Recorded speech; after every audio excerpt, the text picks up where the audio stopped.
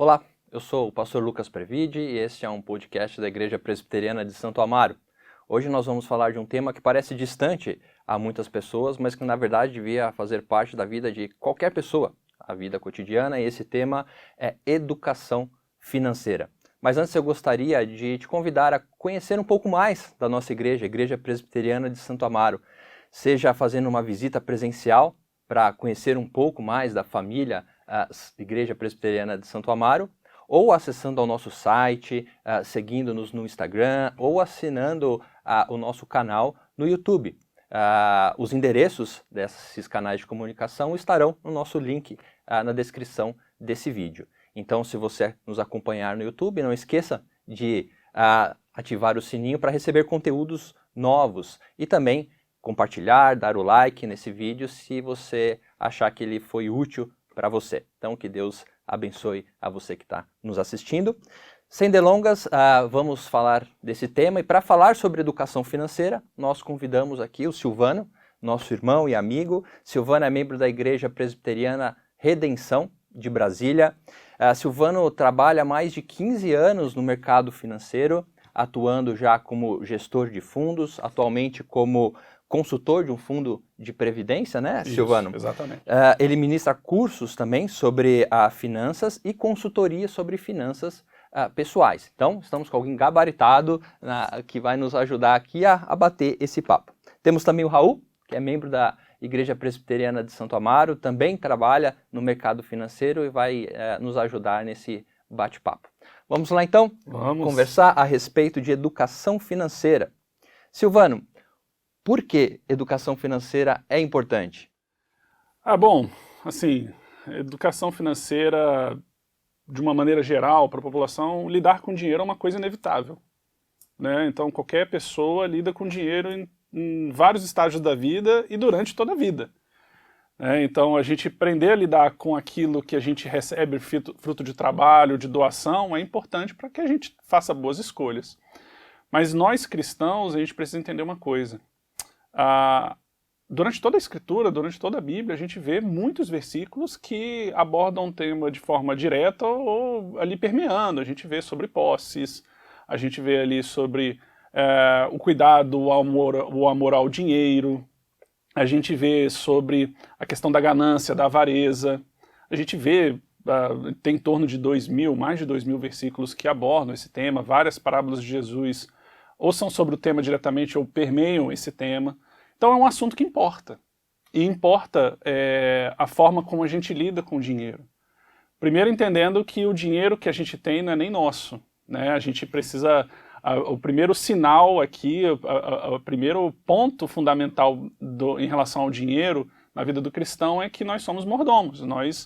Aquilo que nós recebemos é fruto da doação, da graça de Deus para as nossas vidas. Por mais que a gente trabalhe, esse fruto de remuneração é porque Deus permitiu que a gente tivesse saúde e saísse para trabalhar e receber. Então, se tudo é de Deus, todas essas coisas, né, o dinheiro, o nosso corpo, o nosso tempo, a gente precisa saber como é que Deus quer que a gente tenha essa relação com o dinheiro. Então, está descrito no nosso manual, né, de fé e prática, mostrando como é que deve ser a nossa relação. Às vezes, coisas bem específicas estão descritas, às vezes, princípios estão descritos, e a gente precisa entender como lidar com isso. Então, o dinheiro importa de uma maneira geral, né, nós como trabalhadores, e principalmente por uma questão espiritual. Então, o dinheiro importa. O resumo é isso, né, o dinheiro importa. Legal, acho que é a questão de... nós, pastores, né, a igreja, fala tanto a respeito de dinheiro como algo, como um risco, né? Para a queda, como algo perigoso, muitas vezes as pessoas ficam contrárias a falar sobre isso ou a se preocupar com isso na questão de educação financeira, né? De pensar como eu posso usar melhor esse valor, mas normalmente elas talvez ficam mais presas, né? Não posso fazer coisas erradas com ele. Mas na verdade você tem que buscar fazer coisas certas com ele, né? Desenvolver isso. E não sei a sua opinião, né? Eu acredito que hoje isso é um tema novo para o brasileiro. Para o brasileiro, vamos dizer assim, aquele que não está inserido no mercado financeiro, aquele que não tem grandes posses, né? É algo novo que em outros países isso já vem de uma cultura em que a criança ou o adolescente já é preparado para isso? Como é que você enxerga esse tema, né, educação financeira para o brasileiro atualmente? Isso tem um motivo e tem, assim, tem uma razão muito grande para que esse tema tenha ganhado projeção nos últimos anos. Se a gente for olhar o histórico da economia do Brasil, até pouco tempo, e quando eu falo pouco tempo, assim, para algumas pessoas 30 anos é muito ou é pouco tempo, mas é pouco tempo, pensando numa história do Brasil, né, a gente tinha hiperinflação aqui no Brasil. Uhum. Então, assim, até ali, o início dos anos 90, a gente tinha inflação de, às vezes, 80% num mês. Se a gente fala isso num ano, já é uma inflação absurda que a gente vê em alguns países vizinhos ao nosso, né? Só para a gente ter uma noção, hoje a nossa inflação... Hoje a nossa inflação aí, em média, vamos aí colocar que fica em torno de 5% ao ano, 6% ao ano, alguns anos mais desafiadores, chegando a 11%, 10%. Ok, pegando... E em alguns anos mais modestos, mais tranquilos, ali beirando aos 2%, 3%. Então a gente está fazendo uma comparação de aí 80% nesse período. E nos anos 80, início dos anos 90, a gente às vezes tinha inflação de 80% em um mês. Uau. Então chegou ali, por exemplo, no final dos anos 80, a gente chegou, se eu não me engano, a um ano ter inflação de 5.000%. Você sabe que eu lembro que meu pai, nessa época, a gente morava numa casa, era uma época que a gente estocava muita coisa. Porque, esse é o ponto. Você ganhava o salário numa data e se você demorasse 1 ou 2 semanas para ir no mercado, você não sabia se ia poder comprar o que você precisava comprar. Então, a chave é essa. A chave é essa. Por quê?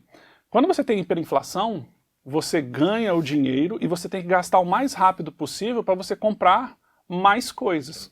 Como assim? Porque se você deixar para o meio do mês ou para o fim do mês, você não vai conseguir comprar as mesmas coisas com aquele salário que você ganha no início. Porque durante os anos 80 e 90, a gente tinha remarcação de preços no próprio dia. Como o pessoal no mercado gosta de chamar de intraday, né? Dentro do próprio dia, o pessoal vai falar assim, não, o óleo não é mais R$3, agora é R$4,50. E era literalmente isso. E então tinha uma corrida aos supermercados para que as pessoas pudessem estocar alimentos em casa. Então, as pessoas ganhavam e gastavam para sobreviver. Como é que você vai pensar em poupança? Só quem tinha realmente bastante dinheiro, quem tinha uma situação muito favorável para pensar em algum tipo de economia. Então, como falar de educação financeira para uma população que vive numa hiperinflação? É impossível, praticamente. É impossível. E aí, com o advento do Plano Real, em 94, a gente foi tendo um ciclo de melhoria no nosso ambiente econômico. As taxas de juros, ainda no início do Plano Real, ainda eram altas, mas foram se acomodando, foram diminuindo, e aí a gente foi vendo que existe um orçamento, existe uma possibilidade de você fazer poupança. Uma luz no fim do túnel. Exatamente, existe uma possibilidade de você fazer poupança, então você já começa a fazer planos de adquirir uma casa própria de uma maneira mais modesta, mais tranquila, porque antes era uma corrida, e anos 80 ali, tudo era indexado ao dólar, nem a nossa própria moeda era um parâmetro, a nossa própria moeda não era um parâmetro para comprar um bem. Isso era terrível. Quando a população perde o parâmetro da sua própria moeda, como, por exemplo, hoje na Argentina, para comprar um imóvel, eles transacionam isso em dólar, isso é terrível. Não, agora o real é a medida, as transações são em real, então foi diminuindo a inflação, a gente foi tendo um ambiente aí de 3% ao ano, 4% ao ano, sim, alguns momentos nós demos uma sacudida aí e tal, por conta de cenário internacional ou cenário doméstico mesmo, no Brasil, e aí foi possível o pai de família conseguir equacionar melhor o seu orçamento e pensar, poxa, eu quero poder fazer uma poupança para minha aposentadoria, eu quero fazer algum financiamento para alguma casa ou algum estudo do meu filho. Então, esse assunto foi chegando. E ultimamente, ali, principalmente dos anos de 2015 para cá, também com o boom das redes sociais, isso foi discutido amplamente. Esse tem o poder da internet também, aí, da disseminação da informação. Então, muitas pessoas conseguiram projeção nesse mercado e esse assunto foi sendo mais discutido. Mas eu digo que um ponto importante foi um livro. Foi um livro do Gustavo Cerbasi, Casais Inteligentes Enriquecem Juntos. Acho que foi um marco na sociedade brasileira para se discutir isso. E dali foi galgando né? E com as redes sociais isso foi exponencial, foi um crescimento muito rápido. Isso a gente está falando de Início dos anos 2000 ali. Tá. Ali 2005, 2004, Tá, ok. isso ganhou popularidade. Aí durante 10 anos aí bastante livro, palestra que você tinha várias conferências, congressos de finanças pessoais e tal, alguns sites que se propunham a escrever sobre o tema. E de 2015 para cá com o boom das redes sociais. Então isso foi importante. E aí esse assunto, aliado, assim, esse ambiente de informação mais rápida, aliado ao ambiente econômico do Brasil de melhoria, apesar de alguns anos de dificuldade que nós passamos nesse período, foi um assunto que chegou à mesa do brasileiro para ser discutido. Né? E também agora, cada vez mais também nas igrejas a gente precisa discutir esse tema. Para puxar ali pra gente ser um pouco mais prático aqui, a gente estava falando de macroeconomia, hiperinflação, a gente taxa vai de aprofundar, juros, essas coisas assim. Como é que você teria tipo uma receita de bolo? Você acha que tem uma receita de bolo? A gente fala assim, 3, 4, 5 passos, assim, fala, como é que eu começo a ter controle das minhas finanças? Uma coisa básica, assim, simples, assim, sei lá. Faço isso aqui primeiro, faço isso aqui segundo. Você tem alguma coisa, uma dica assim, fácil? Assim, a primeira coisa é você, assim, de maneira prática, né? Depois aí eu vou colocar o ingrediente principal da questão da teologia, mas assim, uma questão prática para navegar para qualquer lugar, você precisa de um mapa. Né? Você precisa de uma bússola, você precisa de algum instrumento para te guiar. E a primeira coisa que você tem que fazer, então, é um raio-x da situação que você está. Né? Então, assim, como é que eu vou para algum lugar se eu não sei nem onde eu estou? Né? Então, a primeira coisa que você tem que fazer é um raio-x das suas finanças. Assim, eu estou endividado, não estou, eu tenho capacidade de poupar ou não tenho no momento, eu preciso fazer mais renda ou não. Então, é um diagnóstico de finanças de orçamento mesmo. Uhum. A partir disso, você começa a fazer um planejamento. Para onde eu quero ir? O que eu quero fazer? O que é importante para minha família? O que é importante para minha igreja também? Porque eu sou cidadão do reino. Eu preciso pensar no dinheiro como algo do reino mesmo. Né? Afinal de contas, tudo é de Deus. Então, como é que eu posso ajudar a minha igreja? Como é que eu posso ajudar meu próximo? E aí você coloca isso. Depois, você tem capacidade de poupança e tal. Como é que eu posso proteger essa minha poupança? O que é proteger? É investir. Quando a gente pensa em investimento, a gente tem que pensar em proteção. O principal é isso. Proteção do quê? Proteção da inflação. Porque se você deixar o dinheiro num colchão, com a inflação subindo aí 5% ao ano, você perdeu 5% do poder de compra. O interessante é que o nosso colchão de hoje é basicamente ou a conta corrente ou a conta poupança, né?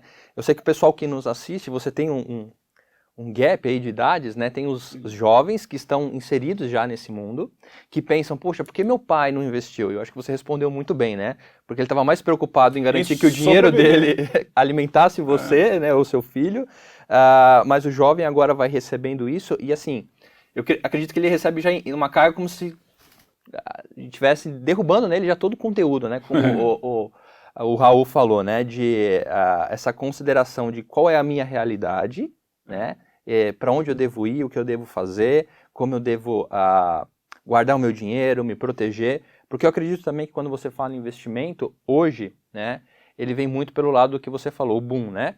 Casais inteligentes enriquecem junto. Vem muito pela propaganda do enriquecimento, Sim, né? Uhum. Você deve procurar saber sobre investimento, você deve se preocupar para enriquecer, né? Como é que você enxerga isso? Eu acredito que seja esse o maior, ou o carro-chefe para se divulgar a educação financeira, que seria também talvez uma propaganda meio que ruim para isso num cenário, numa cosmovisão cristã, né? Se eu botar uma pimenta no que você falou aqui, Lucas, se a gente olhando biblicamente, é proibido ser rico também? Se tivesse que juntar a sua Tá bom, pergunta. beleza. Então eu vou juntar os três, que aí falando a questão do investimento como proteção, né, que é importante você investir justamente para se proteger da inflação, e depois a gente pensa em aumentar, porque é importante você fazer reservas para o futuro, para uma aposentadoria e tal. Então, esse é o caminho que eu vejo que para você percorrer aí para lidar com o dinheiro dentro da sua casa. Só que tem o principal, como eu falei, a questão teológica. Você tem que entender, submeter isso a Deus, entender que tudo que você faz deve ser para a glória de Deus, como 1 Coríntios 10:31 fala assim, que comer, beber, tudo tem que fazer para a glória de Deus. Fazer para a glória de Deus é cuidar da sua família, é cuidar do próximo, é cuidar da sua igreja e também ser um bom cidadão, pagando seus impostos, né, e tal. Então, esse é o caminho. Então, o problema é que, aí indo para o lado da questão do enriquecimento e se é errado, se é pecado ser rico, né? A questão do enriquecimento, infelizmente, assim, com esse boom de informação, você tem informação de todo tipo. Todo tipo. Você tem informação de todo tipo. Você tem a boa informação e a má informação.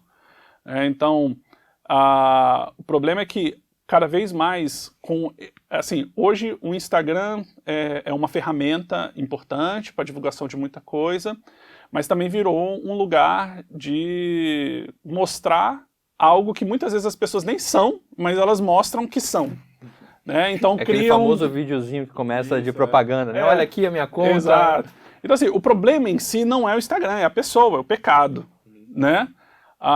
E aí ela vai criando desejos no outro, poxa, eu não tenho aquela roupa, poxa, ela viaja toda hora. A ostentação. Exatamente, vai criando aquele desejo de uma coisa que é nociva. Então vai gerando uma necessidade de um enriquecimento rápido e muitas vezes a qualquer custo. Então é muito perigoso, e hoje os jovens são cada vez mais ansiosos. Cada vez mais, não só jovens, né? Eu falo todo mundo mas assim, a gente vê isso ainda explícito nos jovens por um exemplo muito rápido, assim.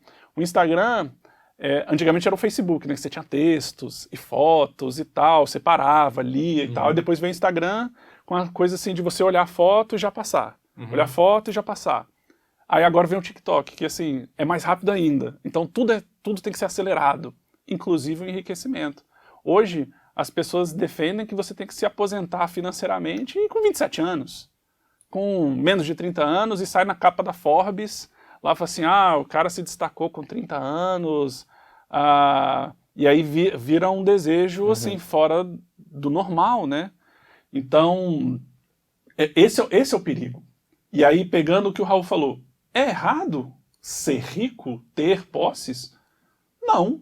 O problema não está em ter, mas como se tem.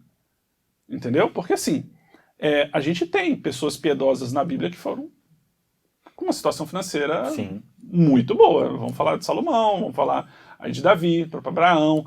A gente viu o próprio José, quando foi alçado a governador do Egito, ele não tinha uma condição ruim financeira. Não, Jó, entendeu? Então assim, a gente tem exemplos de pessoas piedosas que sim tinham dinheiro. O problema não é o dinheiro, é o amor a ele, como lá em Timóteo fala. O problema é como a gente lida nessa relação. Então, assim, imagina, eu crio um negócio. Criei aqui um negócio online, que hoje é a moda, né? Criei um negócio online, e esse negócio foi tomando uma proporção muito grande, e virou um baita negócio. Quer dizer que, pelo fato de esse negócio ter sido bem sucedido por si só, isso é um pecado? Não. Agora, como é que foi essa minha relação? Como é que foi essa busca por esse negócio? Foi uma busca em honrar a Deus com esse negócio, em servir as pessoas? Então, que há mal nisso? Não há mal nisso. Né? Então, o errado não é a quantidade de dinheiro, porque você tem gente gananciosa rica e pobre. Esse é o ponto que Entendeu? Você estava falando, eu estava vindo à minha cabeça, porque você tendo esse princípio, né, de não amar o dinheiro, você consegue transportar a educação financeira para a pessoa que tem pouco, né? Porque se o princípio é não amar o dinheiro, mas amar o cuidado com aquilo que você tem, que Deus te deu, ele proporciona a você, e eu acho que é algo que, aí você me corrige e fala, não, Lucas, é há mais tempo, parece que agora desperta um pouco mais, seja no adolescente, no jovem, ou numa pessoa de mais idade, que peraí, com pouco que eu tenho, né, que é o dinheiro no colchão, que hoje é o dinheiro na conta corrente ou numa poupança, eu consigo fazer algo a mais do que isso, né? E aí a pergunta que eu falo é, como fazer educação financeira com pouco, né? Eu sei que quando você tem uma quantia maior de recursos, você consegue trabalhar mais com diversificação, né? Mas com pouco, né? Como é que, acho que pegando aquilo que o Raul disse, né? Quais os passos? Porque eu acho que esses passos são muito mais importantes para quem tem pouco, ou vai ajudar muito mais quem tem pouco, talvez, do que quem tenha Vou muito, deixar você né? responder, depois eu vou falar o que eu aprendi com você e que eu apliquei com os meninos. Ah, Olha legal, só, hein? legal. A gente tem uma situação no Brasil que você tem uma diversidade grande de realidades. Mas acho que em qualquer lugar, praticamente qualquer lugar do mundo, você tem uma diversidade muito grande. É lógico que em alguns lugares onde você não tem muita desigualdade, normalmente é um lugar que há muitos pobres, né? Então aí você tem pouca desigualdade porque há uma pobreza extrema grande. É nivelada, né? para baixo. Exatamente. Quando você tem pouco, aí você tem que pensar, sim, em duas formas. Primeiro, você tem que pensar, mesmo tendo pouco, se você está gerindo da melhor maneira. Porque você pode gerir mal com bastante ou com pouco dinheiro. Existem formas de você analisar isso. De novo, revisitando o orçamento, verificando se você está gastando mal ou não. E quando eu falo pouco, eu não estou falando de uma situação extrema. E eu sei que boa parte da população ganha aí 1,5 salário, 2 salários mínimos, o que realmente é difícil para o Brasil, né? Mas nós lidamos com essa situação. Agora, tem esse pedaço, eu já falo, né? Literalmente quem ganha 1,5, tem uma coisa específica. Mas para quem ganha ali, de repente, 3 salários mínimos ou um pouquinho mais e está ali apertado, você tem que olhar, sim, para seus gastos. Se estão sendo eficientes. Porque eu sempre falo assim, o problema é que a pessoa ela não tem que pensar em ficar cortando. Ah, corta isso, corta aquilo. Daqui a pouco eu não vou viver. Pensa em priorizar, ver o que é importante. Na hora que você muda, se você troca o verbo, né, de cortar para priorizar, você começa a considerar aquilo que é importante para sua vida e aquilo que você cortou efetivamente, porque quando você prioriza também você reduz alguma coisa. É porque não é importante. Ah, beleza. Então, mas tem um outro lado também, além de você observar o que você tem feito dentro do seu orçamento, é gerar renda também. A gente não pode esquecer disso. E não é necessariamente ser ganancioso você buscar mais renda, depende da forma, de novo, da forma como você busca isso, porque se você está buscando mais renda para deixar a sua situação familiar numa situação mais confortável, mais tranquila, buscando uma poupança, que há mal nisso. Não há mal nisso. Né? Então, as pessoas pensam muito assim, mas eu ganho pouco, o que eu vou fazer? Só cortar? Não, você tem que pensar em renda também. Então, assim, hoje a gente vive uma realidade financeira no Brasil melhor do que os anos 80 e 90, mas não quer dizer que a gente vive em céu de brigadeiro. Né? A gente tem inflação, a gente tem desemprego, a gente passou por uma pandemia aí com uma inflação grande, né, que agora está começando a descer, e a renda das famílias ela foi pressionada, porque ela não cresceu ou cresceu muito pouco, só que a inflação cresceu muito mais. Qual é a forma de você equacionar isso? Ou fazendo boas escolhas, e eu não diria só ou, eu diria e muitas vezes você buscar uma renda. E as pessoas pensam renda apenas, vou fazer brigadeiro para vender. Ótimo, mas existem outras formas também. Hoje você tem potencialidades aí no próprio mercado digital, se você sabe escrever bem, você pode fazer textos que são persuasivos, que pode ajudar alguém a vender alguma coisa. Online. Eu não estou falando aqui de cursos. Eu estou falando de negócios mesmo. Tem gente que hoje tem uma vendinha que vai ao digital, porque antigamente todo mundo olhava os outdoors, né? Outdoor e tal, propaganda na televisão. Hoje está todo mundo assim no celular. Então, a maneira eficiente de você disseminar o seu negócio é muitas vezes online. Então, você trabalhar de repente, eu sei tirar foto, eu sei fazer uma boa, sei fazer um design bacana, uma arte maneira, eu sei gravar, editar e tal. Você tem inúmeras potencialidades, inúmeras oportunidades de você gerar mais renda com isso também. Então, você tem que pensar nessas duas formas. Agora, quando a pessoa realmente tem um salário e meio, renda. Você não tem que cortar. É renda. Tem que pensar em renda. Atualmente, e lógico que, assim, investir em si. Investir em capacitação, investir em conhecimento, porque isso vai te gerar mais oportunidades para você ganhar um pouco mais. Para você, sim, dar uma alimentação bacana, buscar, de repente, pagar um plano de saúde para você sair ali do Sistema Único de Saúde, que é muito difícil. Né? Então, é renda. Principalmente renda e conhecimento. Você falando de renda, esses dias a minha esposa comprou um e-commerce, né? Qualquer aí, falou, você pode retirar próximo à sua casa. E aí ela falou, não, legal, tem um ponto de distribuição, né? Marcou, aí nós fomos lá, era uma casa. Aí a gente tocou a campainha, saiu um senhor com um pacote. Da companhia, ou seja, essa questão de... Renda extra. Renda extra, gente. né? Então, uma casa, um domicílio, veio um senhor, entregou o pacote da encomenda, eu fiquei assim... Mas É claro, que não a falou. qualquer custo, né? Exatamente. Porque às vezes você vai entrar numa outra... avaliar risco. Isso, é lógico. Você vê alguma coisa que você tenha algum talento ou que você goste, e você navega, vai embora, mete bronca, entendeu? Então, assim, por exemplo, eu tenho meu trabalho, né, com fundo de previdência e tal, mas eu atuo também na internet falando de finanças e muitas vezes aparecem rendas extras a partir disso. E são oportunidades que eu posso, de repente, dar um presente melhor para meu filho, porque eu posso fazer uma poupança a mais, ajudar a quem está precisando, entendeu? Então, assim, essas oportunidades, elas são importantes. De novo, não pela ganância, só pelo desejo de ganhar mais, mas às vezes porque você vai precisar para equacionar o seu orçamento familiar para atingir alguns objetivos que são importantes para sua família e que é para a glória de Deus. Então vou pegar o exemplo para aí você me critica aqui se eu aprendi direito, se eu vi direito as suas aulas, tá? O seu material. Eu achava que eu precisava ensinar os meninos a começar. E aí eu tenho até uma das coisas que eu anotei foi com que idade que a gente deveria começar a fazer isso com os nossos filhos, enfim, ou com os menores, mesmo que não sejam nossos filhos, né? Aí eu sou o chato das listas, então eu gosto de olhar sempre a receita de bolo do prático, senão a gente vai ficar muito no abstrato. Aí eu queria ensinar para eles 3 coisas, e que coisa que eu aprendi com você, meu irmão. Aliás, um deles acho que não foi, um deles é meu proprietário, mas objetivo e poupar sempre, né? Uhum. Então, assim, queria que eles tivessem um alvo para que não ficasse vago, para que eles não ficassem focando em qual o seu objetivo, em ter mais dinheiro. Eu não queria que eles fizessem isso. Então, eu falei, vamos tentar acertar um alvo. Eles não setaram ainda. Eu falei assim, vamos setar o alvo. Então, tá, você quer o quê? Eu imaginei começar com fútil. Eu quero comprar um tênis lá no meu aniversário do ano que vem, quero fazer uma viagem, quero fazer alguma coisa, ter um objetivo, para que ele não foque no dinheiro, especificamente aumentar o dinheiro. Depois, na minha cabeça, as coisas vão ficar mais nobres, assim, ou mais... você sendo ali mais ligados com a sua relação vertical, né? Assim, eu preciso cuidar da minha família, do futuro. Então, assim, primeiro tem um objetivo, né?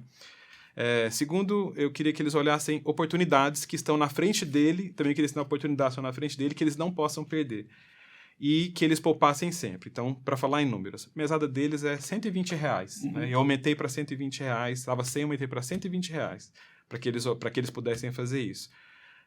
Qual foi a oportunidade que eu dei para eles? Eu disse assim que eu queria ensinar que eles não podiam gastar tudo que eles tinham. Então, eu falei, se vocês investirem de R$10 a R$30, eu dobro o investimento de vocês. Então, eu queria ensinar para eles a oportunidade.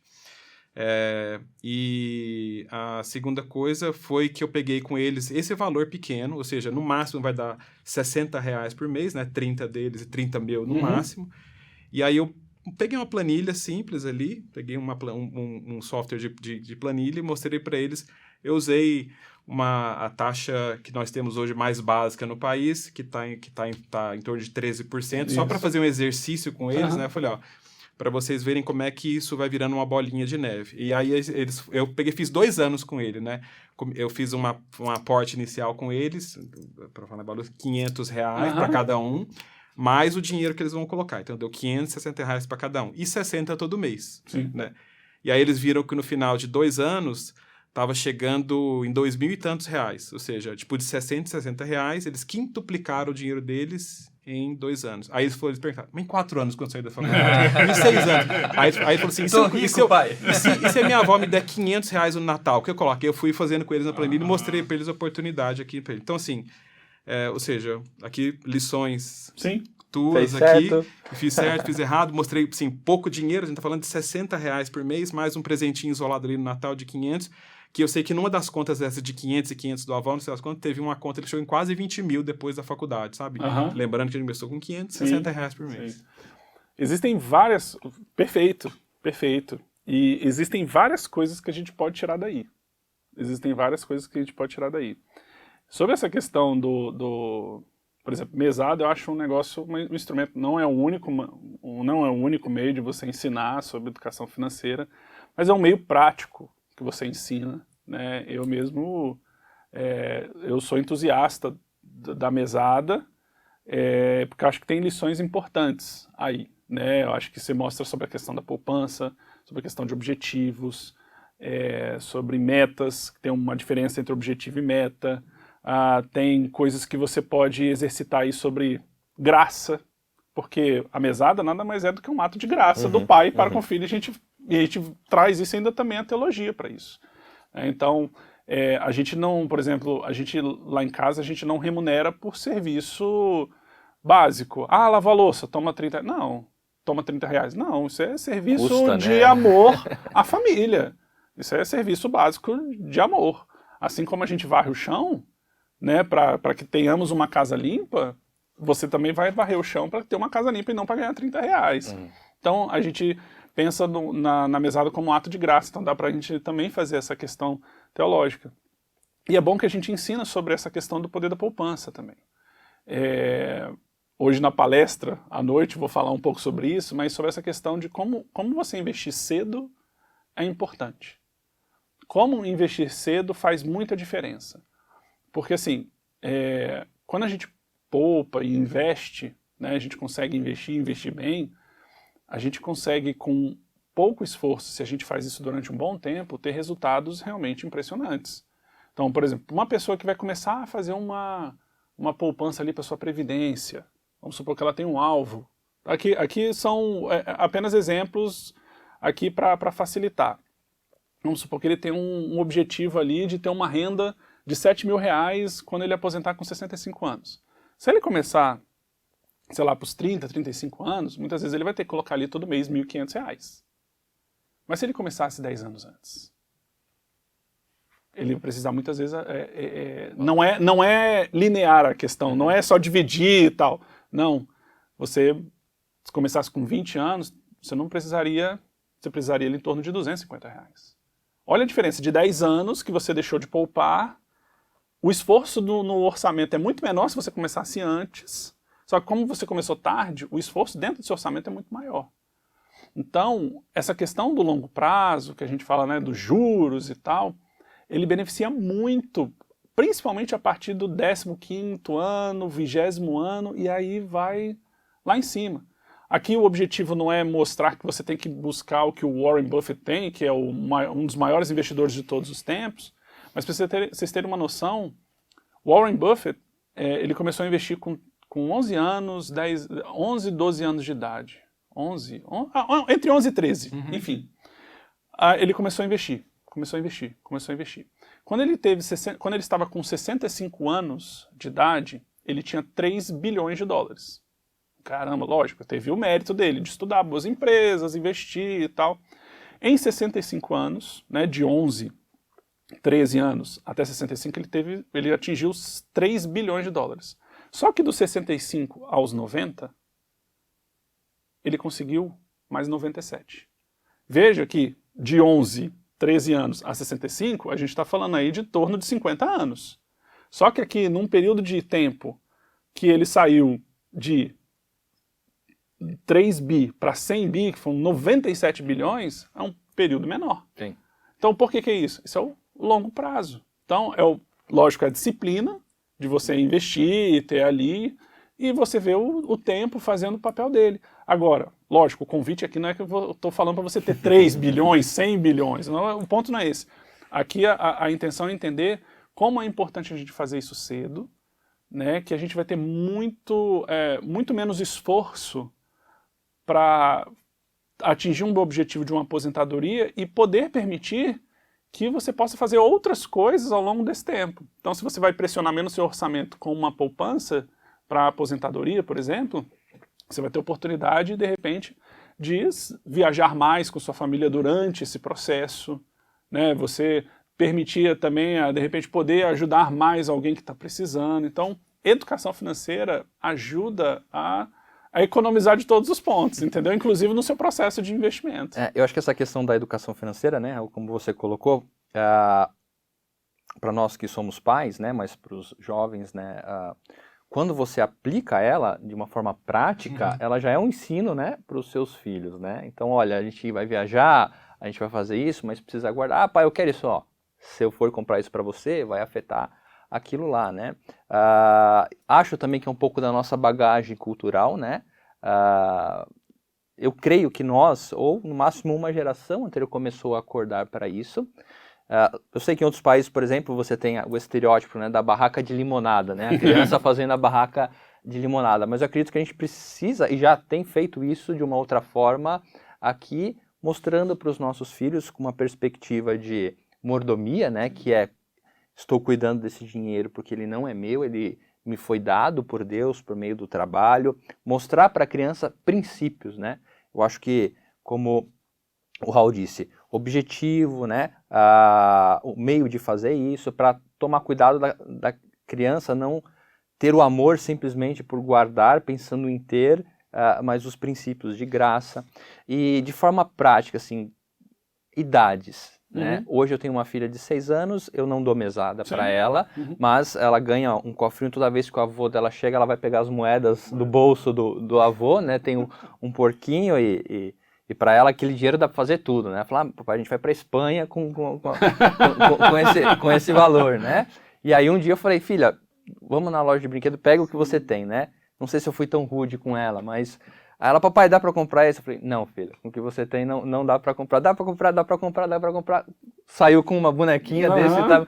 Mas só dá para comprar isso? Filha, o dinheiro tem proporção.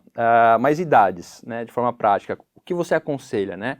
Eu sei que instruir desde sempre, né? Mas começar a fazer o que o Raul faz, né?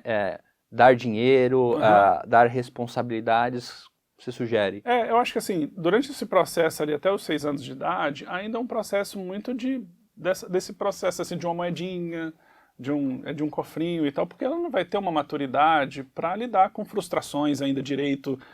Frustração, digo, de economizar, de poupar para conquistar, vamos dizer assim. Você acha que eu fiz errado em levar ela na loja? Não, eu fiz isso com meu filho de 2 anos e foi uma experiência muito boa. Tá. Só que chegou um ponto de que, assim, eu estava estimulando isso, só que ele virou o menino que caça moedinha no bolso de todo mundo. Aí já estava perdendo o controle, assim, entendeu? Chegava o avô dele em casa, ele, vovô, tem moedinha, não dava nem oi, assim, já ia com a mão no bolso, assim, literalmente, né? Aí depois a gente foi, moldando, não, filho, calma e tal. Mas, assim, por exemplo, desde o início até os 6 anos de idade é um momento importante para você educar financeiramente de forma de princípios, né? Mostrando sobre a graça, mostrando sobre o cuidado para a gente com a questão da ganância. A gente ter oportunidades para falar bastante de dinheiro de uma forma mais lúdica, né? Às vezes com brincadeiras, com princípios, com histórias e tal.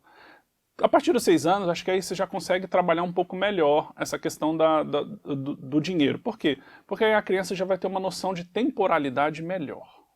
Por que isso é importante? Porque por mais que você não opte pela mesada de dar uma vez no mês, mas você dá por semana, ainda já é um processo que ela consegue ter uma noção melhor de que hoje é segunda-feira e amanhã é terça-feira. E isso é importante para ela se conectar eu vou ganhar toda sexta-feira. Então, para ela, muitas vezes, acalmar o seu coração nesse sentido de falar assim, não, é sexta-feira que eu vou receber a semanada. Então, isso é importante até para não gerar aquela ansiedade, né? Então, ela tem essa noção de temporalidade. Lá em casa, dia 1º, não tem nem bom dia. Falou, já é dia 1º. Bota na porta do quarto, né? Então, isso é importante, assim, esse processo cognitivo, né, e tal, de entender. E lógico que você já vem trabalhando biblicamente a criança a respeito desse assunto, né? Mas essa noção é importante, essa noção temporal.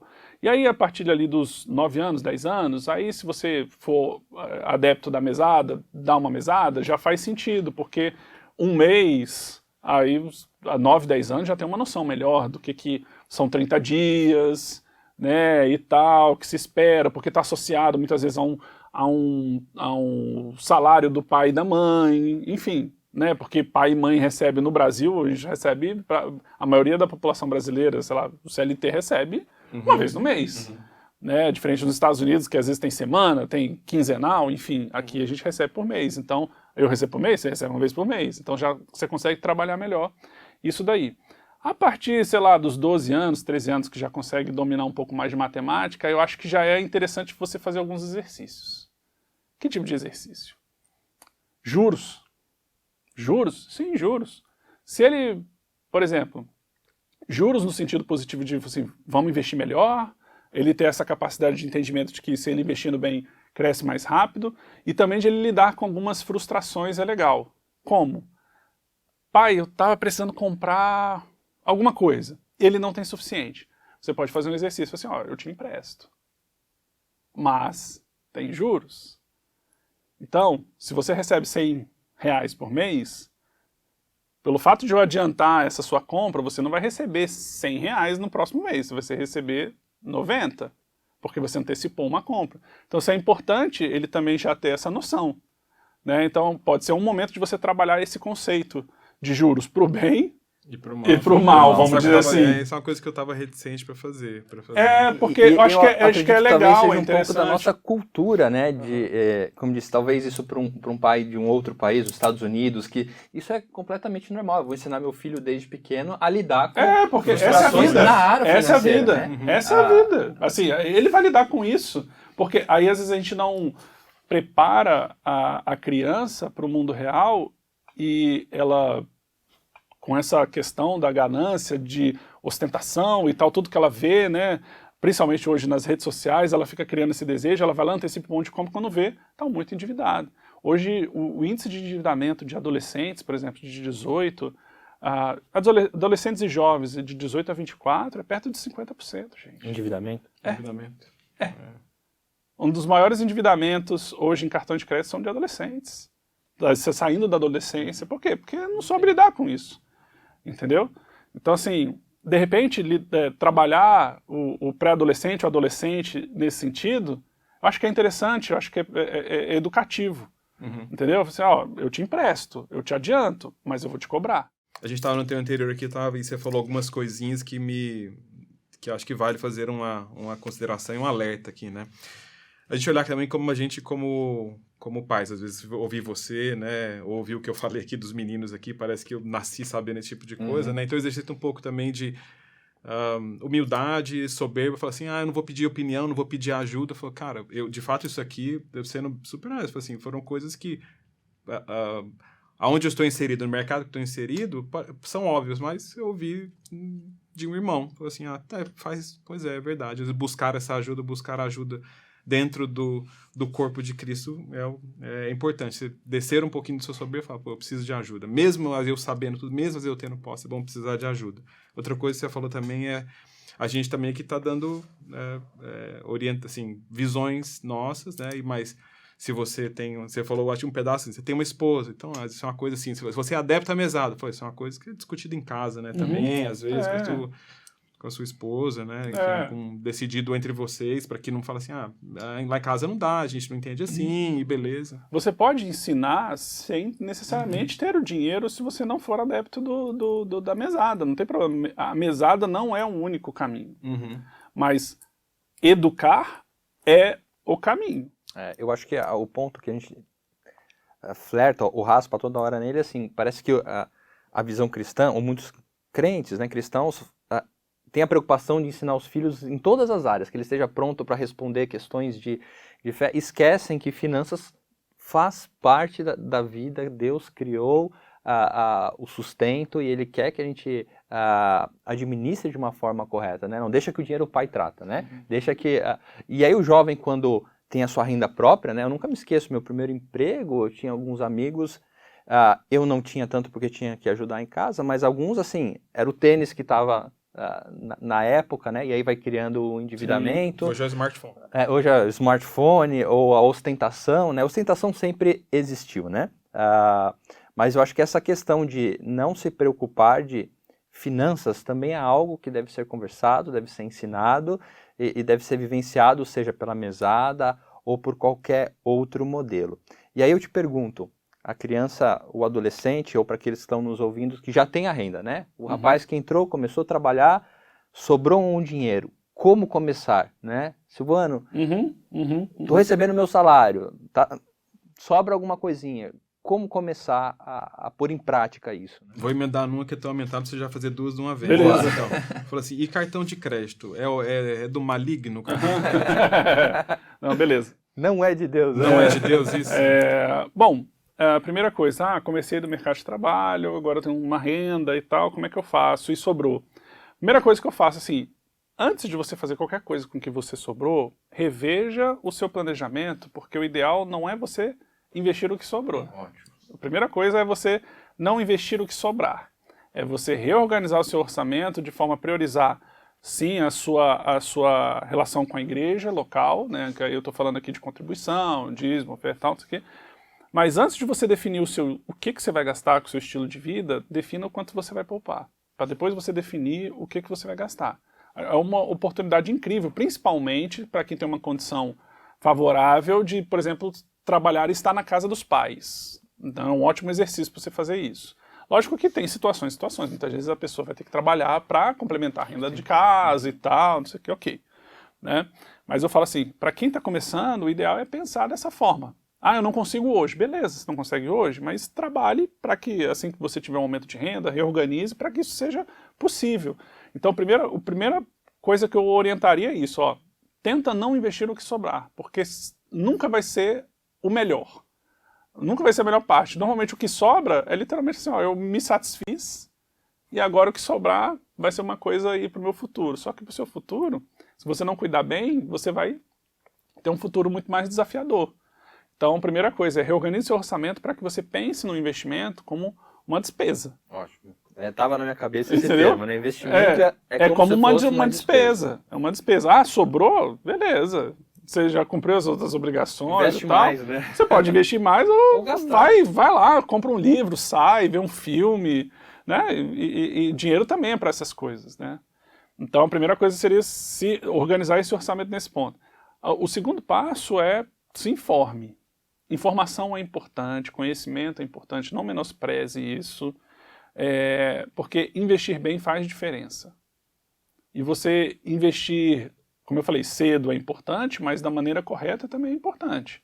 Então você se informar com boa literatura ou com pessoas que conheçam sobre o tema, se informe, converse, né, para ter um caminho legal, saber as possibilidades que você tem para investir aquilo que você se propôs, para que você não caia na ganância aí de coisas que prometem ganhos ilusórios, né? O que a gente vê muito, e não só no Brasil, mas em muitos lugares, são as tais pirâmides financeiras que prometem rentabilidades astronômicas que são irreais e que elas só existem porque sempre tem gente entrando que financia a rentabilidade que entrou mais cedo, né? Então, e a gente... Infelizmente, já vi muitos amigos perderem economias de anos e anos em esquemas fraudulentos. Não tinha informação financeira, aí foi ludibriado pela ignorância financeira, né, pelo desconhecimento, e também alimentado também por uma certa ganância. Viu? Poxa, se eu investir aqui no Tesouro Direto, no Tesouro Selic, ou lá na Nuconta, vou ganhar 100% de CDI, mas se eu investir lá no outro lugar, vou ganhar 5% ao mês. Tem alguma coisa errada, tem alguma coisa estranha. Então, se informar para não cair nessas ciladas. E começar devagar, né? Assim, começar devagar, eu não estou falando que você vai começar só investindo em coisa ultra conservadora. Quando você é jovem, você tem que se permitir alguns riscos. Por isso que eu estou falando que a informação é importante. Quanto mais cedo você começar, você tem a oportunidade de conhecer outros mercados que para uma pessoa que tem 50, 60 anos, ela não é aconselhável ela acessar, como o mercado de renda variável, que eu estou falando de ações, às vezes até de fundos imobiliários.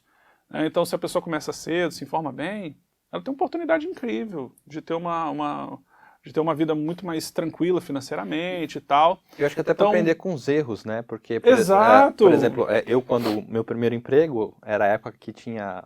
Aqui no Brasil estava começando aqueles simuladores, né? Ixi. E você entrava nos simuladores e ficava doido. Os três aqui já mexeram, já viram isso. Era o dinheiro do banco imobiliário virtual. E aquilo te impulsionava para a área de renda variável, né? Ações. E aí eu busquei informação, né? Comprei alguns livros.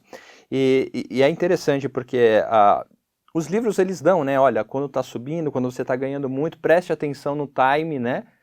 para não cair. Eu lembro na época que eu li, eu estudei, eu falei, eu não vou cometer esse erro. E aí eu tinha comprado algumas ações e elas subindo, e eu feliz da vida, e era hora de eu retirar, né? E aí ela caiu. Eu falei, não, então agora eu vou esperar, quando voltar aquele patamar, eu retiro. Aí caiu mais. Eu falei, não, eu preciso recuperar. E foi caindo cada vez mais até que eu resgatei com menos que eu tinha entrado. Mas... O nome disso é viés da ancoragem, mas isso é um papo mais técnico. Mas por que eu disse isso? Porque a idade que eu tinha, eu acho que na época eu tinha 19 anos, isso me permitiu. Era uma quantia pequena que eu tinha, o erro para mim doeu muito, né? Doeu, e é bom. Eu li que não era para cometer aquele erro, mas às vezes até hoje eu vejo um pouco da ganância, né? Ou daquela questão de ter uma grande conquista, né? A questão de investir cedo, ele te permite isso. Exato, né? Você vai errar, e isso é super comum. Nós erramos, né? E faz parte. Então você vai ter a oportunidade, né, de começando cedo, se organizando cedo e tal, de você se permitir alguns erros. Não é para jogar, brincar, não, mas é porque às vezes você vai tomar decisões erradas porque você ainda é imaturo. Então você tem tempo para você tomar algumas decisões ainda ali, que ainda você vai amadurecer, você vai controlar, vai entender como é que você trabalha em relação aos investimentos. Eu falo trabalho assim, em termos de como você lida com aquela situação de você ver o investimento subindo ou caindo e tal, e como é que você vai lidar com essa situação, entender, sabe, buscar em oração o controle dessas emoções nessas questões é importante, né? E voltando àquela questão do cartão de crédito, cartão de crédito, as pessoas, infelizmente, elas não veem isso. Elas sabem que mas elas não agem como se fosse apenas um método de pagamento. Só que, por que eu falo que as pessoas não agem dessa forma? Porque mesmo quem faz algum tipo de controle financeiro básico, na hora que ela vai colocar o orçamento dela, qual é a linha que está lá escrito? Cartão de crédito. Eu gastei R$500 de cartão de crédito esse mês. Não, você não gastou R$500 de cartão de crédito esse mês. Você utilizou o cartão de crédito para gastar R$500. O que tem dentro desses R$500? Tem isso, tem aquilo, tem o outro. Então, assim, primeira coisa, cartão de crédito nada mais é do que um método de pagamento. Antigamente era o cheque, né? Agora é o cartão de crédito. Só que você tem que abrir aquela fatura de cartão de crédito e ver o que você está gastando. A gente sempre fala, eu e minha esposa, que a gente trabalha juntos com essa questão de educação financeira, né? E um dos primeiros posts que a gente fez no Instagram foi assim, a sua fatura de cartão de crédito revela quem Deus é? Por quê? Porque a forma como eu lido com o dinheiro mostra a minha teologia, mostra realmente assim, quem eu acredito que é o centro do meu coração. A forma que eu estou gastando revela os atributos de Deus, revela quem Deus é, a partir do meio como eu estou usando esse dinheiro, porque hoje muitos cristãos pensam que o seu trabalho financeiro, a parte espiritual do dinheiro eu dei o meu dízimo, então valeu, acabou a minha... Não. Lembrando, a mordomia é tudo, né?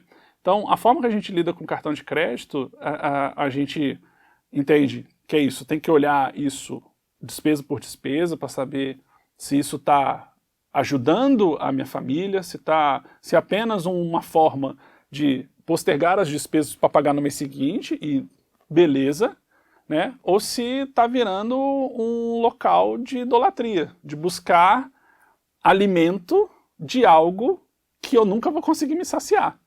Então, é o que eu falo, o problema não é o cartão, o problema é o nosso coração, somos nós mesmos, né? Então, o cartão, ele não é... E se eu tivesse que dar uma dica, para esses jovens endividados, para ele, assim, imagina que ele não está endividado ainda. Ele tá no mas como ele pode gerenciar melhor? Eu estou no cartão Receber o cartão de crédito. Como é que eu faço sabiamente a minha transição entre o cartão de débito para o cartão de crédito? Duas formas. Primeiro é você definir, assim, você tendo um orçamento, e não precisa ser em planilha financeira especificamente, pode ser num caderno, pode ser qualquer método que você consiga se controlar. É importante você ter um orçamento e definir limites de gastos para cada categoria. Não defina limite de cartão de crédito, assim, de gastos de R$500 no cartão de... Não, defina o quanto você vai gastar ali de saídas no final de semana com sua galera da igreja. Normalmente eu gasto em torno de, sei lá, R$200, R$300, sei lá, estou aqui chutando. Então coloque isso. Então observe dentro do seu cartão de crédito se você está indo além ou não. E um método eficiente é que, assim, todo mundo fala assim, a gente tem que controlar muito bem o cartão e tal. E tem que controlar sim. Mas existe um jeito simples de controlar sem muito estresse. Como? Em vez de você toda hora, fiz um gasto, chega lá na planilha, anota, ou anota no caderno logo. Separa 2 vezes no mês para você olhar isso. Como assim 2 vezes? Vamos supor que você receba todo dia 30 sua renda. 15 dias depois, você vai olhar a sua fatura do cartão. Você vai olhar, dá uma olhada lá, assim, eu tô indo no... Eu tô atingindo o meu objetivo? Eu já tô passando do limite que eu defini. Tô passando do limite que eu defini. Então é hora de eu reorganizar algumas coisas. Então dá tempo de eu fazer alguns ajustes para que eu não fique devendo no final. E você olha também no dia do pagamento. Então você olha 2 vezes. Você olha no meio para saber se você está indo além ou não daquilo que você se propôs, para que você não venha ter que só remediar no final.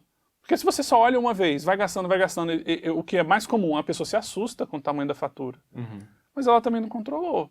Então, 2 vezes no mês é mais do que o suficiente. Se você quiser fazer todo dia, é um problema seu. Mas, é uma coisa que se você achar interessante, tudo bem. Mas 2 vezes bastam. A gente precisa ir caminhando para o final aqui, nosso tempo tá se encerrando. Tá bom. E aí um último detalhe, assim, e cartão de crédito existem oportunidades que são boas, né? Dependendo, se você tiver uma boa informação, buscar informações interessantes e tal, dá para você fazer alguma coisa com milhas ainda. Não como era antigamente, mas dá para fazer bastante coisa. Você tem cashback também, se você quiser e tal. Então são coisas que são benéficas, que existem no cartão de crédito, que você, bem utilizado, pode ser uma mão na roda. Então, tranquilo. Ou seja, há oportunidades, né? A educação financeira ela está aí para todos, com pouco, com muito. A perspectiva cristã, bíblica, ela permite, né, que você aprenda e tenha como responsabilidade gerar isso, né? Seja para o jovem, seja para aquele pai de família já. Eu creio que o cenário brasileiro ele é cada vez mais propício a isso, né? Como a gente bem viu, né? De ver a educação financeira como algo pertencente ao currículo de toda a construção de uma família. Se você pudesse dar algumas dicas, né? Que absorvesse tanto o jovem quanto o pai de família a respeito de educação financeira no nosso contexto, né? Seja muito ou pouco na questão de princípios, né? Assim, por onde começar, qual erro não cometer, né? E qual o desafio, assim, né? Faça isso, não faça isso e tente se desafiar nisso, né? Tá. A primeira coisa, assim, que aí eu volto lá no nosso início. Entenda que tudo que está à sua mão não é seu. Tudo que está à sua mão é para abençoar a sua família, o seu próximo, a sua igreja e ao próprio país. Essa é a nossa missão como cristãos. Essa é a nossa missão. Isso está vasto na Bíblia. A partir disso, como você abençoa a sua família? Como é que você glorifica a Deus com a educação financeira na sua casa? Trabalhando arduamente, servindo ao próximo, servindo à sociedade, produzindo bem para ter uma renda e abençoando sua família com alimentação, saúde, entendendo o que é importante para ela, se protegendo de forma a investir dinheiro para aposentadoria e tal, e para outras coisas. Você buscar alguns meios de proteção também já no presente, como seguros. Não negligencie essa parte de seguros. Tá? Pense no seu próximo, lembre-se, o dinheiro ele é do reino. Ele não serve apenas à sua família. Ele é para servir a vida do outro também. Efésios 4:28 fala isso, assim, do ladrão. Até o reverendo Heber Campos fez recentemente uma exposição a esse versículo e falou assim, que antes nós éramos ladrões, né? Então Cristo nos regenerou e hoje a gente abençoa o próximo, né? Ele colocou, se eu não me engano, de ladrão a filantropo, alguma coisa assim. Que é isso, a nossa vida cristã, a gente é resgatado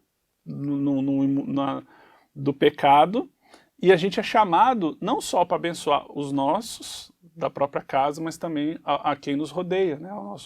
E obviamente, principalmente os da nossa própria fé. Também, coisas importantes. A sua igreja, ela precisa também da contribuição. E por quê? Porque a igreja, você está contribuindo para uma comunidade, para você ser abençoado, para sua família ser abençoada, para sua família ser acolhida, né, para que o reino se propague. Né? Deus não precisa do dinheiro porque ele é o próprio dono do dinheiro, mas ele espera o nosso como graça, que a nossa contribuição seja literalmente uma expressão de graça e de gratidão a Deus. Né? Então, importante para ter essa caneca, uma água, a esse momento que a gente está tendo aqui, é feito com dinheiro. Então, tem essa questão da contribuição. Cuidado, obviamente, isso está bem escrito em 1 Timóteo 6, cuidado com o amor ao dinheiro. E ele é, sim, a raiz de todos os males. Por quê? Porque o dinheiro em si não é o problema, mas é o amor. E quando você coloca o amor, é porque você trocou Deus do centro do seu coração, você colocou o dinheiro como centro do seu coração. Então você está dizendo que se você tem amor ao dinheiro, é porque você é ganancioso, você é avarento, você trocou Deus como Senhor da sua vida para você servir a si mesmo com o próprio dinheiro. O dinheiro, ele importa, como eu falei, ele é importante. Ele pode ser um meio para muitas coisas boas, mas também para perdição. Então, estude a Bíblia, busque orientação pastoral, viva com irmãos e discutam sobre o tema, tá? Para que tenha uma boa teologia a respeito do dinheiro, para que se tenha uma vida que glorifique a Deus, uma vida tranquila em relação a esse tema, que é sim espinhoso. Agora, o problema é evitá-lo, e quando você vê, você está no caminho errado. Dá para ficar aqui muito mais tempo falando, mas pra gente ir fechando aqui. Se eu não entendi nada, tenho 500 dúvidas aqui, quero saber mais. Como é que a gente acha você? Você pode me seguir no Instagram, no @silvano.nit, e nit é navio e igreja terra, né, essas 3 letrinhas.